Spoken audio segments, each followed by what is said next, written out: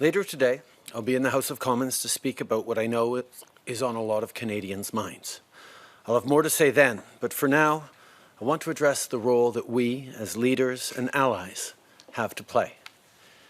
As politicians, we must listen and learn about what needs to be done to fight racism, discrimination, and justice.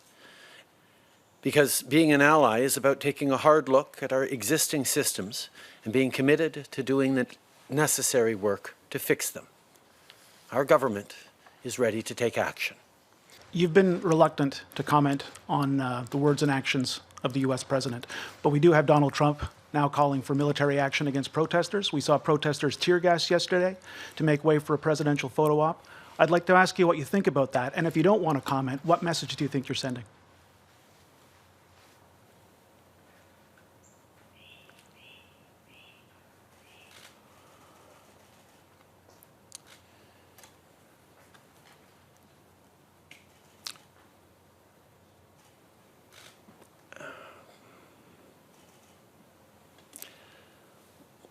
We all watch in horror and consternation what's going on in the United States.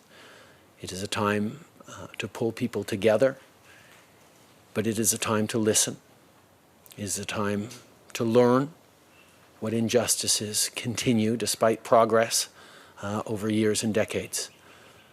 But it is a time for us as Canadians to recognize that we too have our challenges, that Black Canadians and racialized Canadians face discrimination as a lived reality every single day.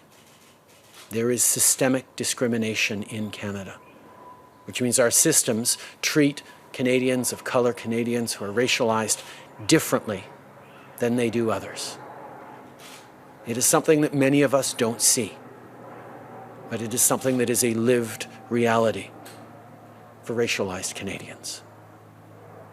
We need to see that, not just as a government and take action, but we need to see that as Canadians.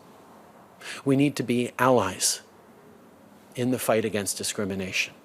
We need to listen, we need to learn, and we need to work hard to figure out how we can be part of the solution on fixing things. This government has done a number of things over the past years, but there is lots more to do, and we will continue to do that because we see you, we see the discrimination that racialized Canadians live every single day.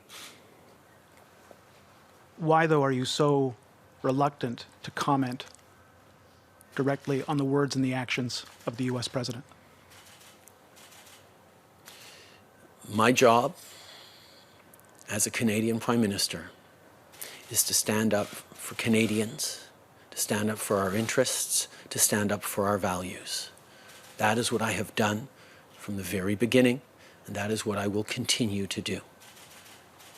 Canadians need a government that will be there for them, that will support them, and that will move us forward in the right direction.